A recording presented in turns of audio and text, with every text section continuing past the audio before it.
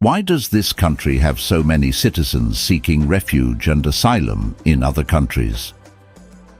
Hello, welcome to Open Tierra. Today we're uncovering the hidden beauty of Eritrea, a country in East Africa known for its diverse landscapes, from the sandy shores of the Red Sea to the rugged mountains of the interior. Stick around as we answer some of Eritrea's most controversial questions. Eritrea is in northeast Africa, bordered by Sudan, Ethiopia, Djibouti, and the Red Sea. It has a total area of around 45,000 square miles, making it one of the smallest countries on the African continent. Eritrea's coastal location along the Red Sea has shaped its history as an important trading and maritime power. There are three main geographical regions in Eritrea: the Central Highlands, the Western Lowlands, and the Eastern Coastal Plains along the Red Sea littoral. The Central Highlands stretch over 1,000 meters above sea level, while the arid lowlands are prone to droughts. The eastern coastline features coral reefs and hundreds of islands, including the important Dahlak archipelago.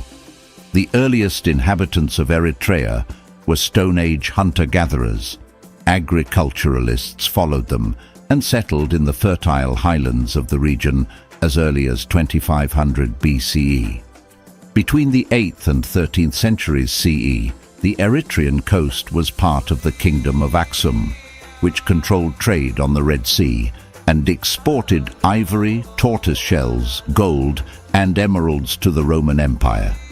Aksum began to decline in the 7th century.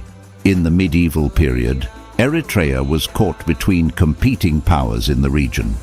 The Beja people moved into the western lowlands, while the Saho and Afar settled in the east. The highlands came under the rule of the Bara Negash kingdom. In the 16th century, the Ottoman Empire conquered large parts of Eritrea, bringing the territory under the rule of Egypt. In 1869, the Suez Canal opened, increasing European interest in the Horn of Africa. Italy established a colony in there in 1890 after defeating the ruling Bara Negash. The Italians employed Eritreans in the colonial army and built roads, ports, and infrastructure to develop the colony. In the 1930s, Italy used Eritrea as a base to expand further into Ethiopia, but was defeated by Ethiopian forces. After defeating the Italians in 1941 during World War II, the British took over the administration of Eritrea.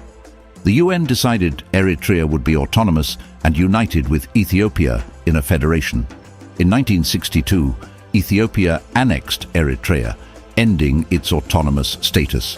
This sparked the Eritrean War of Independence.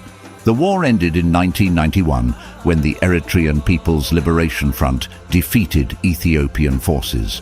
In 1993, after a UN-supervised referendum, Eritrea declared independence. Border clashes with Ethiopia led to a bloody two-year war from 1998 to 2000. The border dispute remains unresolved. They have remained a one-party state under President Isaias Afwerki since independence. Eritrea has seen rule by various powers and empires throughout its long history. After a 30-year war, they gained independence in 1993. Its location along the Red Sea coast has shaped its history and remains significant today. The World Bank estimates that Eritrea's population is about 3.6 million as of 2022. The Tigrinya make up around 50% of the population and inhabit the central and southern highlands. The Tigra are the second largest group at around 31% of the population and live in the north and west lowlands. The Saho reside in the eastern lowlands near the Red Sea coast. The small Afar population occupies the southeastern tip of the country. There are also other smaller ethnic minority groups, such as the Bilen, Kunama, Nara, and Rashaida. Tigrinya and Arabic are the most widely spoken languages here. Tigrinya is used by the Tigrinya people, while the Rashaida and Saho groups speak Arabic. Other languages include Tigre, Afar, Saho, Kunama, Bilen, Nara, and Hedareb. English is used in schools and business. As a former Italian colony, some Eritreans also speak Italian. Religions found in Eritrea include Christianity, Islam, and indigenous beliefs. Most Christians belong to Orthodox churches, like the Eritrean Orthodox Tewahedo Church. Sunni Islam is the main Muslim denomination. Some ethnic groups continue to practice indigenous religions unique to their cultures and traditions. Eritrea is one of the world's least developed countries, with a largely agriculture-based economy. The country's GDP is around $2 billion as of 2022, according to World Bank estimates. Agriculture employs about 80% of the workforce and accounts for 12% of the GDP in Eritrea. The major agricultural products include sorghum, lentils, vegetables, corn, cotton, tobacco, and cattle. Mining is a growing industry focused mainly on gold, copper, zinc, and potash. The Bisha mine is a major source of income and foreign investment. However, attracting sustained foreign investment in mining remains difficult due to international sanctions and political isolation. Eritrea also has considerable marine resources with high-value fisheries in the Red Sea. Fisheries products are both consumed locally and exported. Manufacturing, transportation, financial services, and wholesale retail trade make up the rest of the economy, but still need to be developed. In particular, the lack of adequate infrastructure, especially in energy, transportation, and telecommunications, hinders economic growth. The border conflict with Ethiopia has also severely hurt the economy in recent decades. Eritrea's heavy reliance on remittances from its large diaspora leaves the economy vulnerable to external shocks. Eritrea gained independence in 1993 after a 30-year war with Ethiopia. It has no national elections or independent media. The People's Front for Democracy and Justice is the only legal political party and has ruled since independence under President Isaias Afwerki. The judiciary and National Assembly hold predominantly ceremonial roles.